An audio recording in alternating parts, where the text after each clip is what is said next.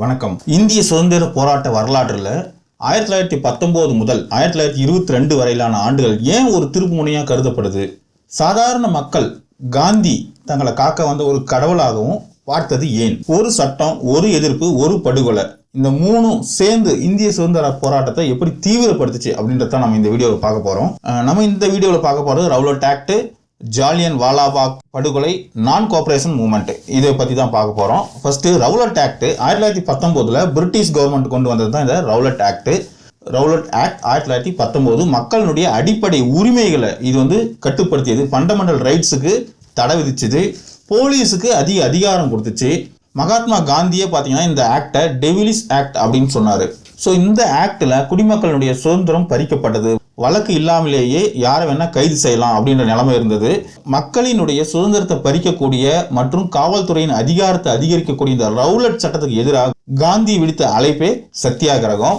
காந்தி, முகமது அலி ஜின்னா போன்ற தலைவர்கள் எல்லாருமே இந்த சட்டம் பேய்த்தனமானது, டெவிலிஸ், கொடுங்கோன்மையானது அப்படின்னு சொல்லி கடுமையாக விமர்சனம் செய்ய ஆரம்பிச்சாங்க. ஸோ இதையெல்லாம் கருத்தில் கொண்டு காந்தி பார்த்தீங்கன்னா ஏப்ரல் 6, 1919 அவமானம் மற்றும் பிரார்த்தனை நாள் அப்படின்னு சொல்லி சொல்றாரு. அந்த நாள் கடையெடுப்பு நடத்துறதும் ஹர்தால் அப்படின்னு சொல்லுவாங்க, அதை அனுசரிக்கிறது அப்படின்னு சொல்லி அழைப்பு விடுத்தாரு. இந்த அழைப்பே பார்த்தீங்கன்னா பிரிட்டிஷ் அரசுக்கு எதிராக நாடு முழுவதும் அகில இந்திய அளவில் நடந்த ஒரு மிகப்பெரிய போராட்டம், முதல் போராட்டம் அப்படின்னு கூட நம்ம சொல்லலாம். ஏப்ரல் 6, 1919. ஸோ என்ன பண்ணணும் அப்படின்னா நான் வயலண்ட் ப்ரொட்டஸ்ட் அப்படின்னு சொன்னாரு. முழு இந்திய அளவில் நடந்த முதல் பெரிய போராட்டம் இந்த ஏப்ரல் 6, 1919. ஸோ இந்த போராட்டம் பார்த்தீங்க அப்படின்னா பெரும்பாலும் எல்லா நகரங்கள்லையுமே நடந்தது. ஸோ இதுக்கு நடுவில் ஏப்ரல் 13, 1919 அன்னைக்கு பார்த்தீங்கன்னா முக்கியமான நாள் பைசாகி நாள் அப்படின்னு சொல்லுவாங்க. அமிர்தசரஸில் ஜெனரல் டயர் எச்சரிக்கை இல்லாமல் சாதாரண மக்கள் மீது துப்பாக்கி சூடு நடத்தினாரு. அதுதான் ஜாலியன் வாலாபாக் படுகொலை அப்படின்னு சொல்லுவோம் நம்ம. ஏப்ரல் 13, 1919 அமிர்தசரஸ் சம்பவம் அப்படின்னு சொல்லுவாங்க. பைசாகி நாள், அதாவது நமக்கு தமிழ் புத்தாண்டு ஏப்ரல் 14, அதுக்கு முன்னாடி நாள் ஏப்ரல் 13 நடந்தது. இந்த ஜாலியன் வாலாபாக் படுகொலை ஜெனரல் டயரால் நடத்தப்பட்டது. இந்த படுகொலையை ஒரு மூடிய ஒரு கிரவுண்ட் அப்படின்னு சொல்லலாம். அதில் பார்த்தீங்கன்னா நூற்றுக்கணக்கான மக்கள் கொல்லப்பட்டாங்க. இது தனியாகவே நம்ம ஒரு வீடியோ பார்க்கலாம், ஜாலியன் வாலாபாக் படுகொலை அப்படின்றது. மக்கள் அந்த கிரவுண்டை விட்டு வெளியே போகிறதுக்கு வெளியே எதுவும் இல்லை, எல்லா வழியும் அடைச்சிட்டாங்க. ஸோ இந்த படுகொலையை எதிர்த்து நாடு முழுவதும் மிகப்பெரிய போராட்டம் நடைபெற்றது. தாகூர் தனது நைட்வுட் பட்டத்தை திருப்பி கொடுத்தார் பிரிட்டிஷ் அரசாங்கத்துக்கு. ஸோ தாகூர் எந்த படுகொலையை கண்டித்து தன்னுடைய நைட்வுட் பட்டத்தை திருப்பி கொடுத்தார், அல்லது ஜாலியன் வாலாபாக் படுகொலையை கண்டித்து தாகூர் கீழ்கண்ட எந்த பட்டத்தை திருப்பி கொடுத்தார், இந்த மாதிரி கொஸ்டின்லாம் காம்படிட்டிவ் எக்ஸாம்ல அடிக்கடிக்க கேட்கக்கூடிய கொஸ்டின். ஸோ தாகூர் ஜாலியன் வாலாபாக் படுகொலையை கண்டித்து பிரிட்டிஷாரால் தனக்கு வழங்கப்பட்ட நைட்வுட் பட்டத்தை திருப்பி கொடுத்துட்டாரு.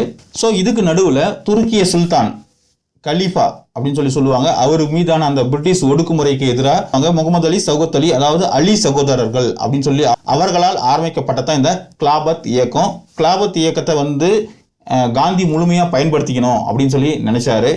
ஸோ இந்த பஞ்சாப் படுகொலைகள், அதாவது ஜாலியன் வாலாபாக் படுகொலை, இந்த கிலாபத்தில் நடந்த அந்த தவறு, அப்புறம் இந்த சுயராஜ்யம், இது மூணுத்தையும் சேர்த்து காந்தி தொடங்கின இயக்கம் தான் ஒத்துழையாமை இயக்கம். இந்த ஒத்துழையாமை இயக்கத்தில் பார்த்தீங்கன்னா நம்ம தமிழ்நாட்டை சேர்ந்த சி ராஜகோபாலாச்சாரியார், ராஜாஜி என்று அழைக்கப்பட்ட சி ராஜகோபாலாச்சாரியார், அப்புறம் மோதிலால் நேரு, CR தாஸ், இவங்கெல்லாம் முக்கிய தலைவர்களாக பங்கேற்றாங்க. ஸோ இவங்க எல்லாருமே பார்த்தீங்கன்னா அவர்களுடைய அந்த வழக்கறிஞர் பதவியை தொடர்ந்தாங்க. அதே மாதிரி மாணவர்கள் பார்த்தீங்கன்னா அரசு பள்ளிகளை விட்டு வெளியேற ஆரம்பிச்சாங்க. வழக்கறிஞர்கள் எல்லாருமே தன்னுடைய பணியை துறக்க ஆரம்பிச்சாங்க. வெளிநாட்டு பொருட்களை மக்கள் புறக்கணிக்க ஆரம்பிச்சாங்க இந்த ஒத்துழையாமை இயக்கத்தின் மூலயமா. ஸோ ஒத்துழையாமை இயக்கம் 1920 ஆரம்பிக்கப்பட்டது. அது 21 அப்படியே கண்டினியூ ஆச்சு, 22 வரையும் கூட கண்டினியூ ஆச்சு. ஸோ இந்த ஒத்துழையாமை இயக்கம், ஏன்னா இதில் ஆல்ரெடி கிலாபத் இயக்கமும் சேர்ந்து இருக்கிறதுனால இது மக்கள் இயக்கமாக வெகு விரைவில் மாறிடுச்சு. இந்த கடலோர ஆந்திரா மற்றும் தமிழ்நாட்டினுடைய உள்பகுதி பார்த்தீங்க அப்படின்னா மதுக்கடைகளுக்கு எதிராக மக்கள் போராட்டம் நடத்த ஆரம்பிச்சாங்க. ஸோ மதுக்கடை மறியல் அப்படின்னே சொல்லலாம். அதே மாதிரி குஜராத்ல கேதா அப்படின்ற இடத்துல அதிக நில வரிக்கு எதிராக பாடிதார் விவசாயிகள் அகிம்சை வழியில போராடினாங்க. இது ரொம்ப முக்கியம் தான். தமிழ்நாட்டில் இந்த நான் கோஆபரேஷன் மூவ்மெண்ட் பார்த்தீங்கன்னா மதுக்கடை மறியல் அல்லது மதுக்கடை எதிர்ப்பு. அதே மாதிரி குஜராத் கேதா அப்படின்ற இடத்துல பார்த்தீங்கன்னா நில வரிக்கு எதிராக படிதார் அப்படின்னு சொல்லுவாங்க, அல்லது பாடிதார் அப்படின்ற அந்த விவசாயிகள் அகிம்சை வழியில போராடினாங்க. அதே மாதிரி ஆந்திராவில் குண்டூர் இந்த மாதிரி இடத்துல எல்லாம் பார்த்தீங்கன்னா பழங்குடியினரும் விவசாயிகளும் வன சத்தியாகிரகங்களை நடத்தினாங்க. இது ரொம்ப முக்கியம் தான். ஆந்திராவில் இந்த சத்தியாகிரகம் எப்படி அழைக்கப்பட்டது அப்படின்னா இந்த வனச்சரக சத்தியாகிரகம் அப்படின்னு சொல்லுவாங்க, ஃபாரஸ்ட் சத்தியாகிரகா. ஸோ அஸ்ஸாம்லையும் தேயிலை தோட்ட தொழிலாளர்கள் அவர்களும் இந்த சத்தியாகிரக போராட்டத்தில் கலந்துக்கிட்டாங்க. நான் கோஆபரேஷன் மூவ்மெண்ட், இந்த ஒத்துழையாமை இயக்கத்தில். அந்த அஸ்ஸாம் தேயிலை தோட்ட தொழிலாளர்கள் பார்த்தீங்கன்னா காந்தி மகாராஜ் கி ஜெய் அப்படின்னு சொல்லி முழக்கமிட்டு கூலி உயர்வு கேட்டு அவங்களும் போராட ஆரம்பிச்சாங்க.